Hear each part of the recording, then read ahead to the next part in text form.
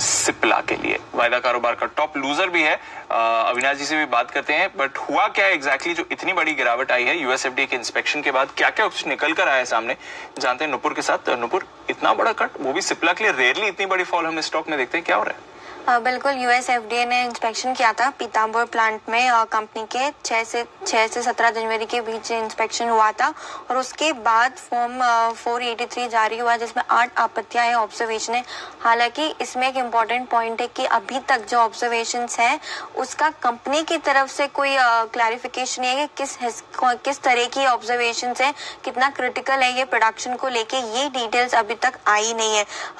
अभी कंपनी अपना रिस्पॉन्स इस पे देखी, उसके बाद ही पता चलेगा कि ये जो टिप्पणियां, जो ऑब्जर्वेशंस आई है 483 में, वो नो एक्शन वाली है, वॉलंटरी एक्शन वाली है, ऑफिशियल एक्शन वाली है, ये डिटेल्स आना फिलहाल बाकी है। लेकिन इस यूनिट की बात करेंगे तो गोवा और यूएस फैसिलिटी के बाद ये यूनिट सबसे ज्यादा कंट्रीब्यूशन देती है कंपनी के लिए, तो काफी इंपॉर्टेंट यूनिट है। अब ये जो गिरावट आज हमने स्टॉक में देखी, उसका एक रीजन ये भी है कि अब जो अजम्पशंस चल रहे कंपनी की इस यूनिट से, एक नया प्रोडक्ट है एडवेट, जो एक कॉम्प्लेक्स लॉन्च है, वो इस फैसिलिटी से आने वाला है और इसका जो एक्सपेक्टेशन है, जो इसकी टाइमलाइन है इस लॉन्च की, वो पहली तिमाही है FY24 की। तो अगर फिलहाल ऑब्जर्वेशन के जो क्राइटेरिया है वो पता नहीं है, लेकिन अगर यहाँ से कुछ भी बड़ा निकल के आता है इन ऑब्जर्वेशन में, इसकी डिटेल में अगर कुछ क्रिटिकल आता है तो इस डिले पे कंसर्न आ सकते हैं।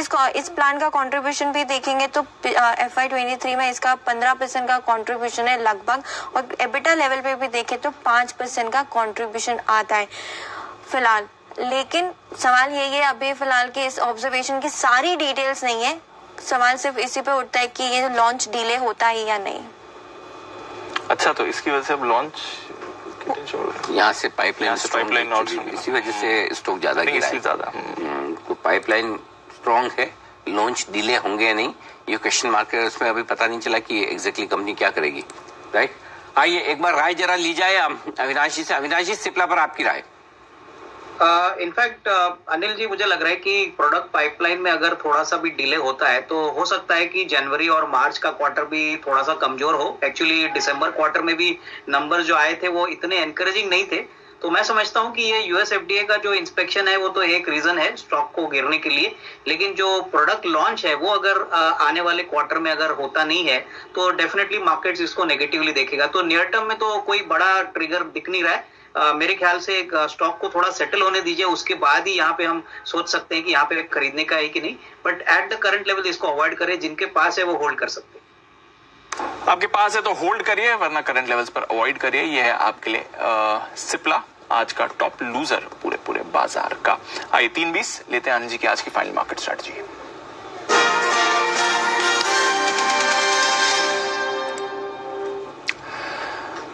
डाउ फ्यूचर्स अनिल जी फिसल चुके हैं, 70 पॉइंट नीचे डाउ फ्यूचर्स हैं और 30 पॉइंट नीचे नास्डैक फ्यूचर्स हैं। थ्रू द डे एकदम फ्लैट रहे थे, अभी थोड़ी गिरावट, आई डोंट नो आज शाम के लिए इसके कुछ मायने हैं कि नहीं, क्योंकि अमेरिका तो ट्रेड नहीं करेगा। बट मोर इंपॉर्टेंटली यूरोप के बाजार, जब हमने शो की शुरुआत करी थी तो 0.5% तक ऊपर थे, अब 0.5% तक नीचे आपको यूरोप दिख रहा है, तो वहां पर भी सेलिंग आई है। तो थोड़ा ग्लोबल मार्केट्स कमजोर हुए और तो कुछ ज्यादा बदला नहीं है। सर बताएं क्या करके जाना है। भारतीय बाजारों में हल्की सी आखिरी 1 घंटे में स्टेबिलिटी आई है। मैं रिकवरी तो नहीं कहूंगा, रिकवरी शब्द गलत हो जाएगा, क्योंकि आप 17,850 के आसपास जिसकी हम बात कर रहे थे कि यहीं बंद होना चाहिए, आप देख लीजिए दीप, लगभग पूरा 1 घंटा आपने उसी लेवल के आसपास बिताया।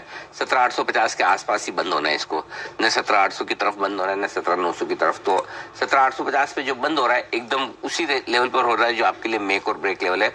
तो बैंक निफ्टी में सिंपल सी चीज, अगर आपकी लॉन्ग पोजीशन है 17,700 का पुट खरीद लिए, शॉर्ट पोजीशन है और अगर हेज करना चाहे ना भी करे चलेगा, करना चाहे तो 18,000 का कॉल ले लीजिए। ये सिंपल सी 150 पॉइंट ऊपर 150 पॉइंट नीचे से ज्यादा का मूव आए तो उसी के लिए आपको हेज करना है, अदरवाइज जरूरत है नहीं। बैंक निफ्टी 41,000 के नीचे लंबे समय बाद बंद हो रहा है, ये थोड़ा सा आपको तनाव देने वाली क्लोजिंग दे रहा है। ये अच्छी क्लोजिंग नहीं है जो 41,000 के नीचे की आपको मिल रही है। सो अगर डिसिप्लिन के तौर पर आप कहेंगे तो डेफिनेटली 41,000 के नीचे बंद होने पर बैंक निफ्टी में आपको तेजी की पोजीशन में से निकल जाना चाहिए। और अगर आपको रीजनेबल लॉस हो, बहुत ज्यादा ना हो, हल्का फुल्का नुकसान हो, तो डेफिनेटली आपको एग्जिट करना चाहिए। लेकिन अगर आपकी 41,300 41,500 या इसके ऊपर की लॉन्ग पोजीशन है और अगर आप एक चांस लेना चाहते हैं तो फिर वो चांस एक ही कंडीशन पे आपके पास पुट ऑप्शन जरूर होना चाहिए, वो 40,500 या 40,600 का जो भी आप पुट लेकर जाना चाहें। उसके बगैर आपको लॉन्ग पोजीशन नहीं रखनी चाहिए, क्योंकि डिसिप्लिन के तौर पर ये आपको क्लोजिंग बेसिस पे भी स्टॉप लॉस दे रहा है और इंट्राडे वाला भी आपको जो 40,850 का था वो भी दे दिया। दोनों स्टॉप लॉस अगर एक साथ एक दिन ट्रिगर हो रहे हो Yes, तो फिर लॉन्ग रनने में रिस्क ज्यादा है, तो आप अपना स्टॉप लॉस जरूर रखें। शॉर्ट है तो चिंता की कोई खास बात है नहीं, फिर भी अगर शॉर्ट पोजीशन में आपको स्टॉप लॉस रखना है या आपको हेज करना है तो 41,200 या 41,300 का कॉल ऑप्शन खरीद कर अपने आप को हेज कर सकते हैं। तो ये है आपके लिए पोजीशंस। अगर आप ले रहे हैं हेज करिए, वरना अगर आपके स्टॉप लॉसेस ट्रिगर हो रहे हैं इंट्राडे क्लोजिंग दोनों, तो फिर थोड़ा सेंस बनता है वो पोजीशन काटने में भी। तो अपने रिस्क के हिसाब से आप अपनी पोजीशन संभाल कर चल सकते हैं। आइए फिर फाइनल कुछ स्टॉक्स पर व्यू ले लिया जाए आज की क्लोजिंग से पहले। अदानी ग्रुप और सिप्ला से ही आपको सबसे ज्यादा प्रेशर बनते हुए दिखा है, बट थोड़ा प्रेशर बाकी काउंटर्स ने भी है। रिलायंस इंडस्ट्रीज भी आज 1.1% कमजोर था, तो उसका भी इम्पैक्ट आपको दिखाए। HDFC इसमें आपको 1.5% की गिरावट दिखी है। ऑफ कोर्स दिग्गज है बाजार का, तो प्रेशर ये भी डालता ही है। सुमित जी, HDFC डेज लो पर बंद हो रहा है सर? थोड़ा